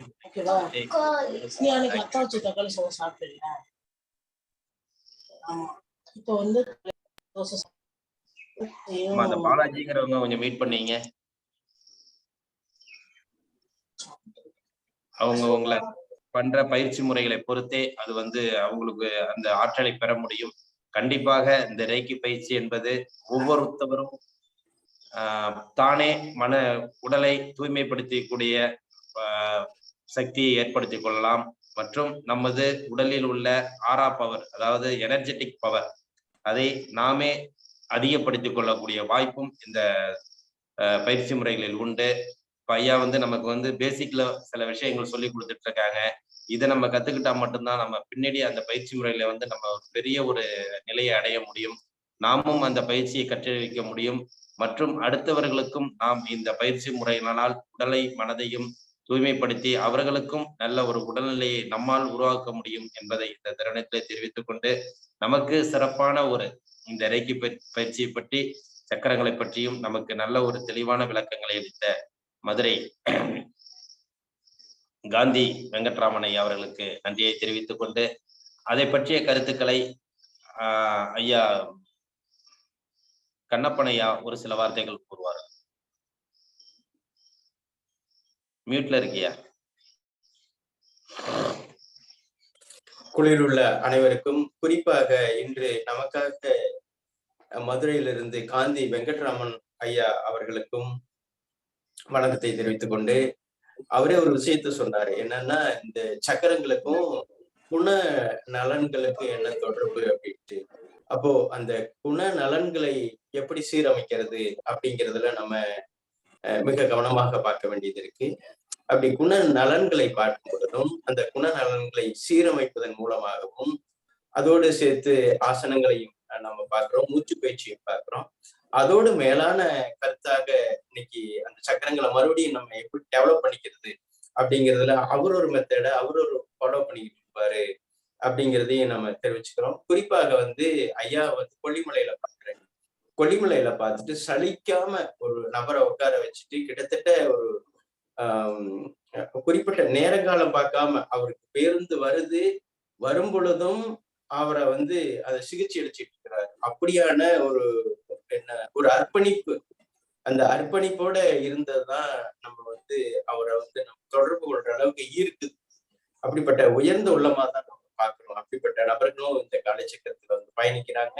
அதனால அந்த குண நலன்களை எப்படி சரி பண்ணிக்கிறது அப்படிங்கிறதுல அடுத்தடுத்த வாரங்கள்ல நம்மோடு பயணிக்கிறோம்னு சொல்லியிருக்காங்க, உறுதி அளிச்சிருக்கிறாங்க. அதனால எல்லோரும் அதைய உள்வாங்கி பயன்பெற்று மற்றவர்களையும் பயனடைய வைக்க வேண்டும் என கேட்டுக்கொண்டு சந்திப்போம், சிந்திப்போம். வாழ்க வளமுடன், வாழ்வாங்கு வாழ்க. நன்றி நன்றி ஐயா. இந்த நிகழ்ச்சியை சிறப்பாக நடத்தி கொண்டிருக்கும் rotary club of Karaikal friends city சங்கத்திற்கும், இன்று நம்முடன் இணைந்து பணியாற்றிய ரோட்டரி கிளப் ஆஃப் கும்பகோணம் மாநகர சங்கத்திற்கும், ஆசனங்களை எடுத்த ஆசான் கண்ணப்பனையா அவர்களுக்கும், பூங்குடி கண்ணப்பனம் அவர்களுக்கும், திட்ட தலைவர் ரமேஷ் மோகன் அவர்களுக்கும், நிகழ்ச்சியிலே இன்று சிறப்பு விருந்தினராக கலந்து கொண்டு சிறப்பித்த காந்தி வெங்கட்ராமன் ஐயா அவர்களுக்கும், தொடர்ந்து இந்த நிகழ்ச்சியை சிறப்பாக நமக்கு அமைத்துக் கொடுத்து இந்த நிகழ்ச்சியில கலந்து கொண்டு நல்ல சிறப்பான நிகழ்ச்சியை மாற்றிக்கொண்டிருத்துக் கொண்டிருக்கும் அனைத்து நல்வுள்ளங்களுக்கும் இந்த காலை வேளையில நன்றிகளையும் வாழ்த்துக்களையும் தெரிவித்துக் கொண்டு இன்றைய நிகழ்ச்சியை இத்துடன் நிறைவு செய்து மீண்டும் நாளை காலை 5:30 மணியில் சந்திப்போம் என்று நன்றி கூறி விடைபெறுகிறோம். நன்றி, வணக்கம். வாழ்க வளமுடன், வாழ்க வளமுடன், வாழ்க நலமுடன். நன்றி. நன்றிங்க ஐயா. நன்றிங்க ஐயா. வாழ்க வளமுடன். வாழ்க வளமுடன், வாழ்வாங்கு வாழ்க.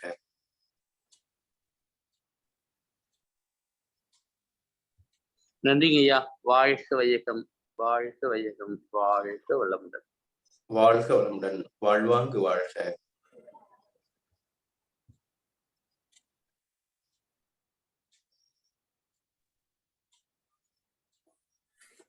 நன்றிங்க ஐயா. வாழ்க வளமுடன்.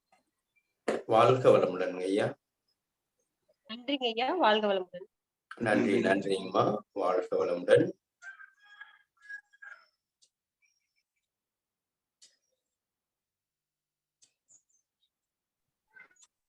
நன்றிங்க ஐயா. வாழ்க வளமுடன். வாழ்க வளமுடன்.